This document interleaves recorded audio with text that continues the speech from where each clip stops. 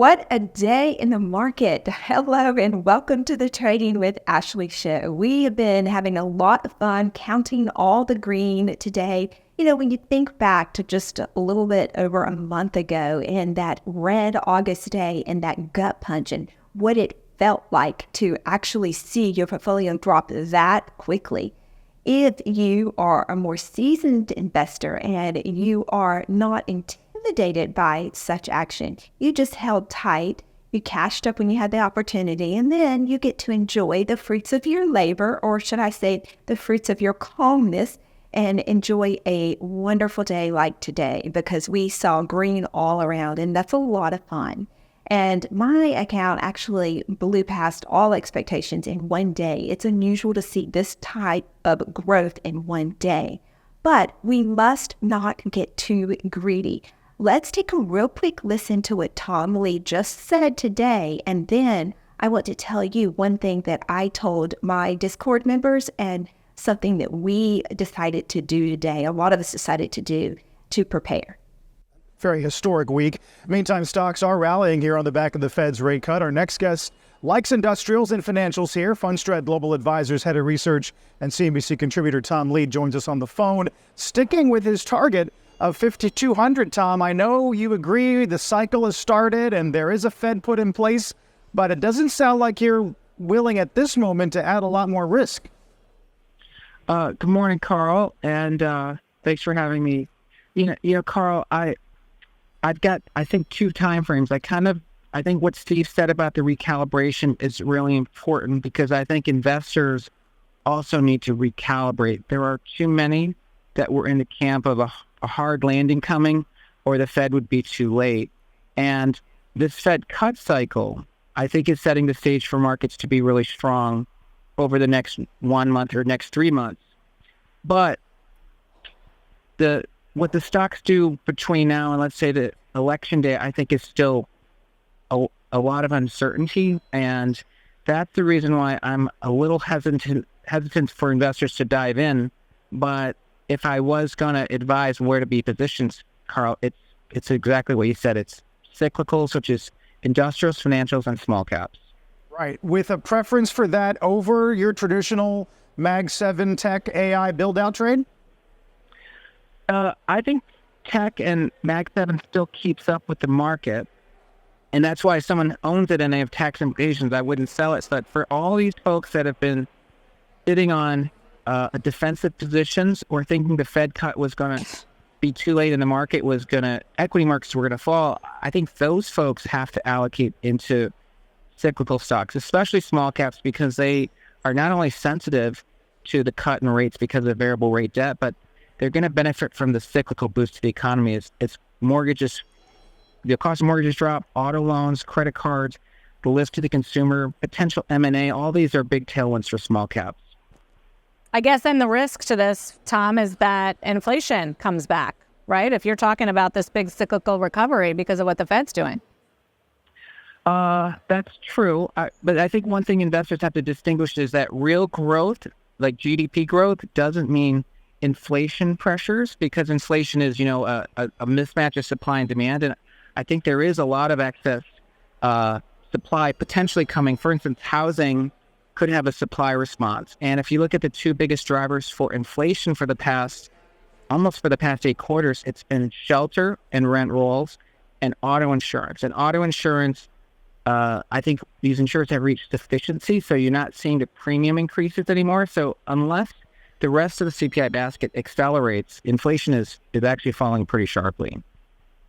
Hey, Tom, on the labor market, we're going to get two prints before the November meeting. Some of these doves are arguing that labor is going to force a faster pace of cuts because historically they argue the change in monetary policy doesn't get felt in the labor market for 4 quarters, and the peak impact is not for 8 quarters. So I wonder if you agree.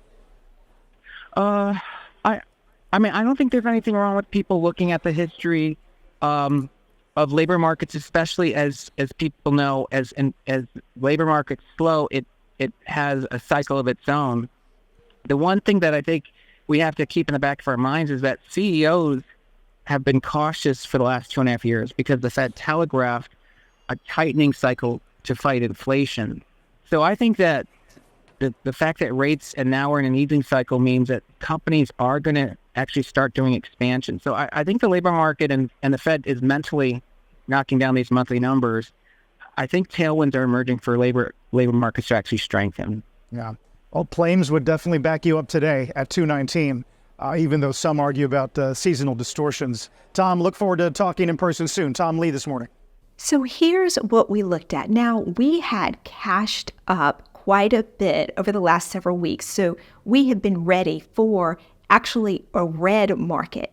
But we didn't just sit on our cash. We took more conservative, shorter-term trades until we knew the direction of the market.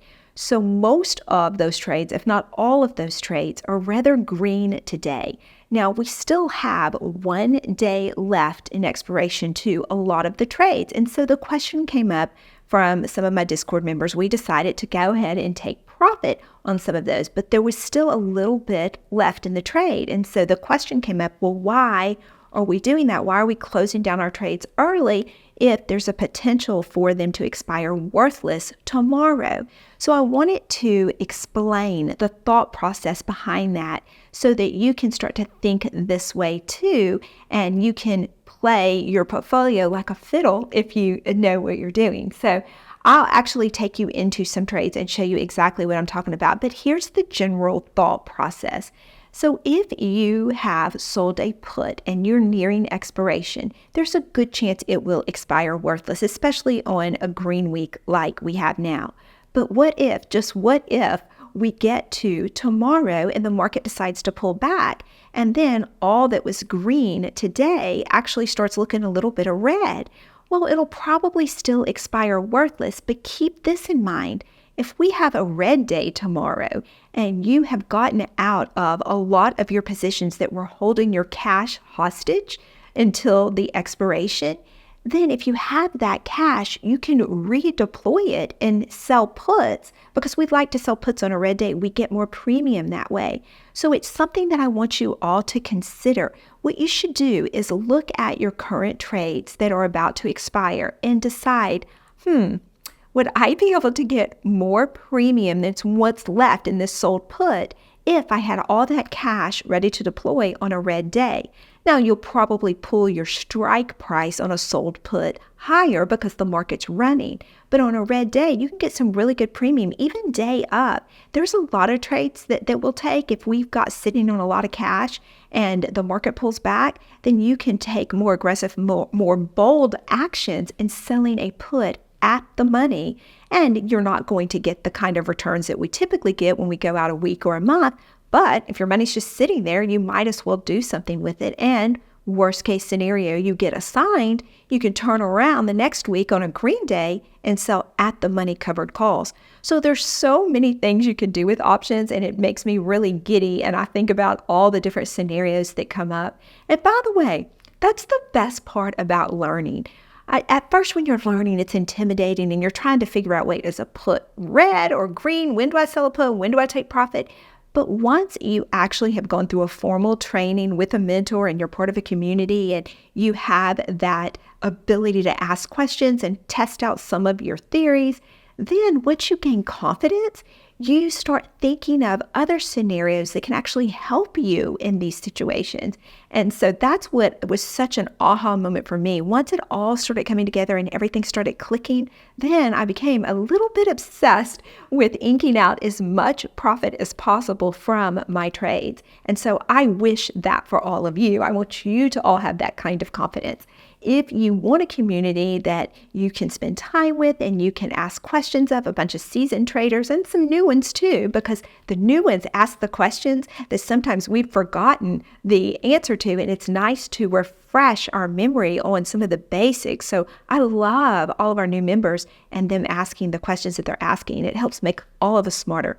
If you want to be a part of all of that, consider maybe joining a Discord like mine. We would love to have you. Also, I've just opened up some spots for boot camp in mid-October. And this is for serious investors. I mean, we are taking time. A lot of you that are interested in these programs, you are sitting on cash that you want to retire with, and we can't take too many crazy chances, but we want to get as most as possible out of your portfolio so that you can see that grow, and then you can start to produce an income from it. And hopefully you can retire like I did young and live off the proceeds from what you are producing in selling options. Okay, if you're interested in that, click the link below and we'll be happy to interview you, talk to you about your goals, and determine if it's a good fit for you, and you can start trading with us as early as next week. Okay, let's go look at a few specific plays that I am referring to, and I'm going to show you what I'm talking about so that you can do a refresh of your portfolio, and when you have a good stretch of green like we've had today, you can take assessment and decide if you go ahead and get out of that trade to get that cash ready for the next red day. Okay, here's one you may want to consider, and this would be a good example of something I want to shut down early to free up the cash for a better trade tomorrow. And so if you see right here, this is ticker symbol DHI. It's the 190 put, and it does expire tomorrow. So because I had selected the $190 strike, this is actually holding $19,000 that I can't do anything with until this expires. Well, let's go see what's left in the trade. Okay, it looks like I am already 76% in profit. So I've made $168. And of that, I've gained 52 of that today. There's still $52 left in the trade. So you may think, well, gosh, why close this down early? Because there's still $52 left. Yes, there is $52 left, but if I shut this down and I free up my cash, which is $19,000, then I can make a trade tomorrow if DHI pulls back. Maybe people are taking profit. Maybe there's even another trade that I could do. Then I have it ready to go, and I can actually sell a put that either expires tomorrow or I can push to the next week. But the main point is, as long as I can make more than $52 on that $19,000 in cash, then I would have made a good decision to go ahead and cash this one in early and then have all the cash to be able to deploy. And I may not even want to sell a put. I may want to swing trade. You know, I've been swing trading a lot of stocks that is great for small accounts. If you have a small account and you don't have the capital to put behind selling puts, then as long as you are following the technicals on a stock and ensuring you're getting it at the bottom of the band or when it's oversold and it's a quality stock, you can deploy that cash and then sell it when it rises about 5%. So that's another strategy you can consider. But you have to have the cash. So that's the point. If you feel like you can make more money with that cash in your broker account tomorrow, then you go ahead and free it up so that you can have the cash ready to make the trade. I hope you found this very helpful and it helps you grow in your trading journey. I want you to always keep learning, keep earning, and I will see you on the trading floor.